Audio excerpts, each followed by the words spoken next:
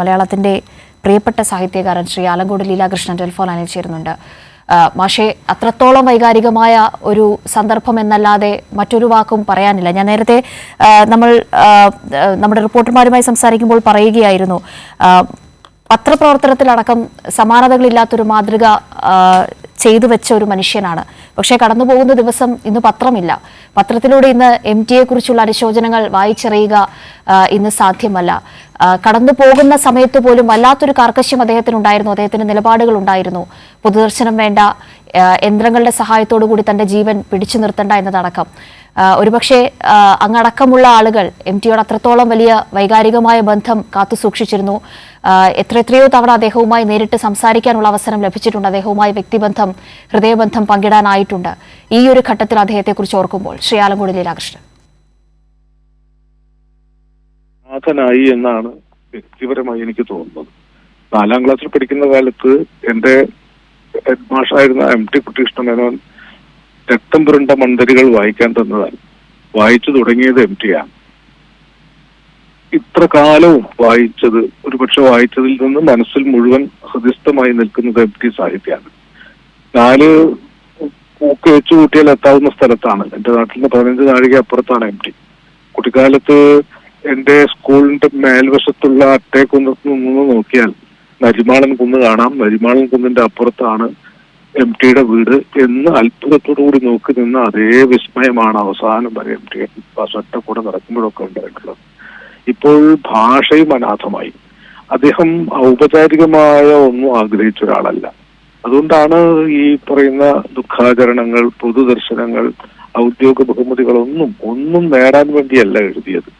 അനാഥരും ദുഃഖിതരും ദരിദ്രരും ഒറ്റപ്പെട്ടവരും തിരസ്കൃതരും ആരുമില്ലാത്തവരുമായ മനുഷ്യരുടെ പക്ഷത്തു നിന്ന് അവരുടെ ജീവിതം എഴുതുകയാണ് ചെയ്തത്. അതുവഴി ഒരുപക്ഷെ അനാഥരുടെ ഒരു ഭൂപടം അദ്ദേഹം വരച്ചിട്ടുണ്ട്. ആരുമില്ലാത്ത മനോരോഗിയായ വേലായുധേട്ടന്റെ ഉള്ളിലിരുന്ന് വേലായുധന്റെ മനസ്സ് വായിച്ചു. ജാനകിക്കുട്ടിയുടെ ഉള്ളിലിരുന്ന് ചെറിയ ചെറിയ ഭൂകമ്പങ്ങളിൽ ആ മനോനില തെറ്റിയ കുട്ടിയുടെ മനസ്സ് വായിച്ചു. ലോകത്ത് മനോരോഗ ചികിത്സയ്ക്ക് പാഠപുസ്തകമാക്കാവുന്ന 2 കഥകളാണ് ഇരുട്ടിന്റെ ആത്മാവും ചെറിയ ചെറിയ ഭൂകമ്പങ്ങളും. ആ വിധത്തിൽ MT എഴുതിയ ഏത് കഥയിലും ഈ തരത്തിൽ പൊതുസമൂഹത്തിന്റെ പൂർണ്ണ പരിഗണന കിട്ടാത്ത മനുഷ്യരുണ്ട്.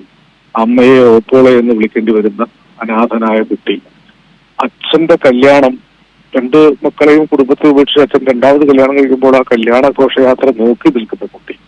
ഇങ്ങനെ ജീവിതത്തിന്റെ പുറമ്പോക്കിൽ നിന്ന് തിരസ്കൃതനായ ഒരു മനുഷ്യൻ ലോകത്തെ നോക്കി കണ്ടതാണ് MTയുടെ ഭൂപടം. തനി ഗ്രാമീണനായിരുന്നു.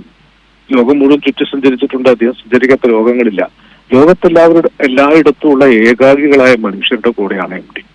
ഒറ്റപ്പെട്ട മനുഷ്യൻ എല്ലാ യുദ്ധങ്ങളിലും തോൽക്കുകയും എല്ലാ സമരങ്ങളിലും അനാഥനാവുകയും ചെയ്യുന്ന ഒരു മനുഷ്യന്റെ കൂടെ നിന്നു. എന്നാൽ അദ്ദേഹം രാഷ്ട്രീയവും പറഞ്ഞു. 4 കെട്ട് എഴുതുന്നത് കേരളത്തിൽ ഒരു വലിയ സാമൂഹ്യ രാഷ്ട്രീയ പരിവർത്തനം ഉണ്ടായ കാലത്താണ്. ആ രാഷ്ട്രീയ പരിവർത്തനം MT നേരിട്ട് എഴുതിയില്ലെങ്കിലും തിരസ്കൃതരായവർ, അനാഥർ തിരിച്ചു വരും, വളരും, വളർന്ന് വലുതാവും, കൈക്ക് നല്ല കരുത്തുണ്ടാകും എന്ന് അപ്പുണ്ണി സ്വപ്നം കാണുന്നുണ്ട്. ആ സ്വപ്നമാണ് 4 കെട്ട് സാക്ഷാത്കരിച്ചത്. 57 കേരളത്തിലൊരു ജനകീയ ഗവൺമെന്റ് വരുന്ന കാലത്ത് ആ രാഷ്ട്രീയം പറയാതെ തിരസ്കൃതരും ദരിദ്രരും പാവപ്പെട്ടവരും അനാഥരും ശക്തി ആർജിച്ച് തിരിച്ചു വരികയാണ്. അവർ ഫ്യൂഡൽ വ്യവസ്ഥയുടെ പാരമ്പര്യത്തിന്റെ 4 കെട്ടുകൾ പൊളിച്ചു പണിയുകയാണ്. ഇങ്ങനെയൊക്കെയുള്ള വലിയ ദർശനങ്ങൾ, രാഷ്ട്രീയമായി പോലും ശരിയായ ദർശനങ്ങൾ MT തന്നത് എന്താണെന്ന് ചേറിക്കൊഴിക്കാൻ നമുക്ക് ഒരു ആയുസ് മതിയാവുകയില്ല.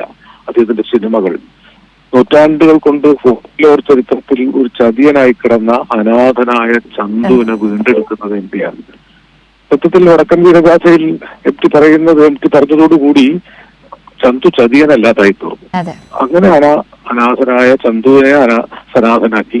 അങ്ങനെ അനേകം കഥാപാത്രങ്ങളെ സനാഥനാക്കുക വഴി ഈ ദുഃഖിതരുടെയും ഏകാഗികളുടെയും മോചനം MT തന്റെ സംഘ സാഹിത്യത്തിന് ഉണ്ടാക്കിയിട്ടുണ്ട്.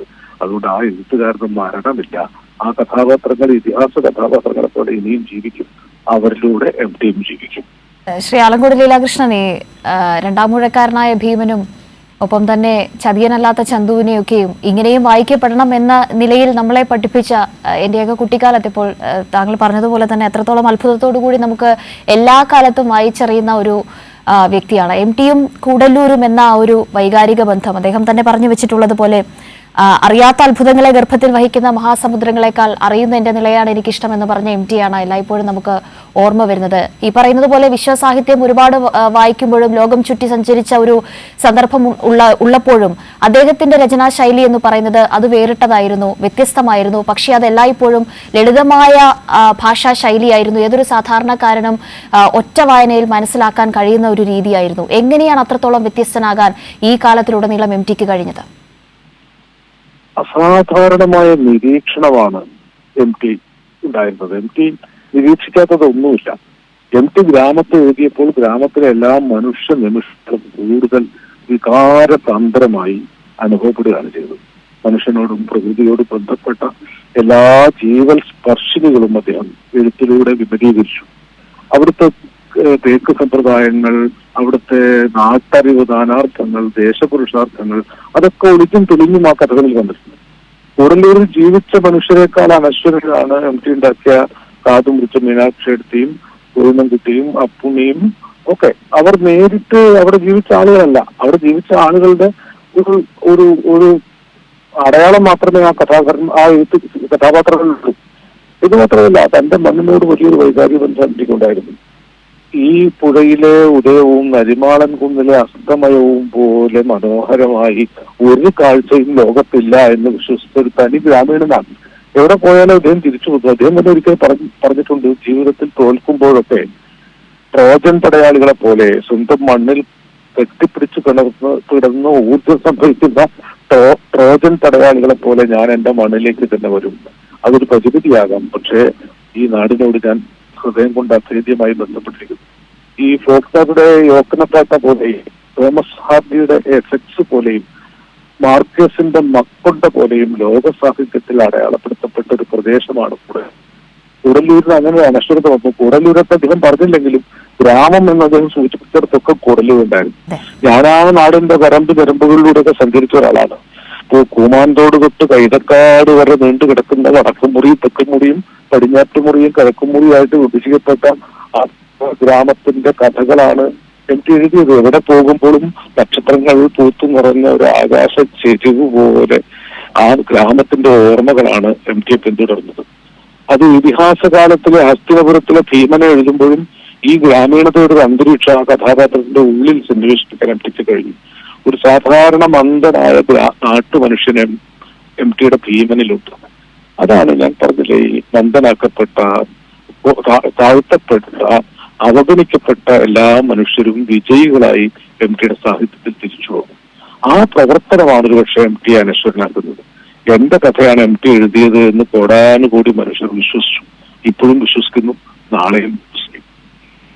തീർച്ചയായും ഇത്രത്തോളം വൈകാരികമായ ഒരു മുഹൂർത്തമാണ് എന്നറിയാം ശ്രീ ആലങ്കോട് ലീലാകൃഷ്ണൻ.